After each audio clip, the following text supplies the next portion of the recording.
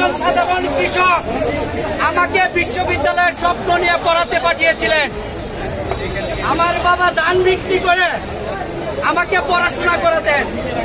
সর্বশেষ আমি যখন মাস্টার্স পরীক্ষা দিব তখন আমার টাকার অভাবে আমার বাবার এক খণ্ড জমি ছিল, সেটা বিক্রি করে দিয়েছি। আমি আজ পর্যন্ত আমার বাবার সে জমিটা ফিরিয়ে দিতে পারি নাই। আমি বিশ্ববিদ্যালয়ে পড়াশোনা করে মনে করি এটা আমার জীবনের সবচেয়ে বড় ব্যর্থতা।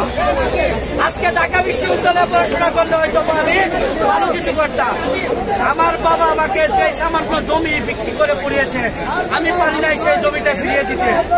এখানে যারা প্রশাসনের আছেন, অনেকের ভাই বোন এখানে পড়াশোনা করে, যার বাবার মাত্র 20 থেকে 25,000 টাকা বেতন হয়, সেই ছেলেটা কিভাবে জগন্নাথের 10 থেকে 12,000 টাকা খরচ দিয়ে বিশ্ববিদ্যালয়ের ভর্তি পড়ক বিলাপের টাকা দিয়ে কিভাবে পড়াশোনা করবে আপনারাই বলেন।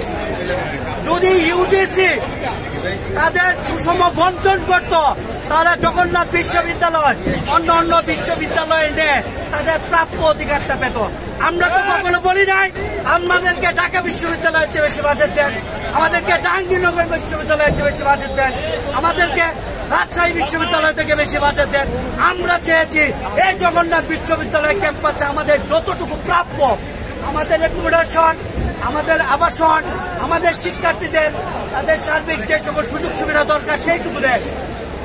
শুধু তাই নয়, আপনারা জানেন এই বিশ্ববিদ্যালয়ে পড়াশোনা করতে গিয়ে টাকা জোগাড় করতে না পারে, মেসের ব্যয় নির্বাহ না করতে পারে, বেশ কয়েকজন ছেলে মেয়ে আত্মহত্যা করেছে।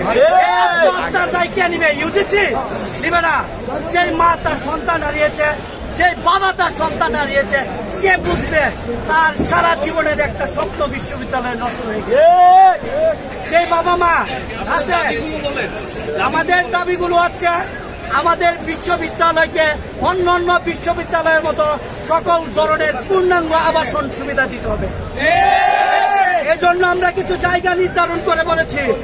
আপনারা জানেন পুরাতন জেলখানা যে জায়গাটা ছিল, সেইটাকে এত ভিতরে কোনো অফিস আদালত না করে আমাদের শিক্ষার্থীদের জন্য সেইখানে ছেলেদের জন্য আবাসন ব্যবস্থা করা যেতে পারে। আমাদের দাবি যতদিন বিশ্ববিদ্যালয়ের আবাসন দাবি পূরণ না হবে, যতদিন বিশ্ববিদ্যালয় আবাসন ব্যবস্থা পূর্ণাঙ্গ না দিতে পারবে, ততদিন 70% শিক্ষার্থী থেকে আবাসন বাধা দিতে হবে। তৃতীয় দাবিটা হচ্ছে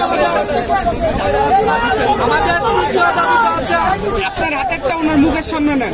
তৃতীয় দাবিটা হচ্ছে আমরা ইউজিসি কে বিশ্ববিদ্যালয় প্রশাসন থেকে কিছু দাবি দেওয়া উত্থাপন করেছি। সেই দাবিগুলো কাটছাট না করে ইউজিসি তাদের আইনের মাধ্যমে আমাদের এই দাবিগুলো পাস করবে। আমরা এর বেশি কিছু চাই নাই। আমরা কৃষকের ছেলে, আমরা কামারের ছেলে, আমরা কুমারের ছেলে, আমরা সাধারণ রিক্সাওয়ালার ছেলে, ভ্যানওয়ালার ছেলে এসেছি। আমরা বস্তু মাংস চাই না। আমরা এলাকার ডাল ভাত আলু শাকসবজি চাই।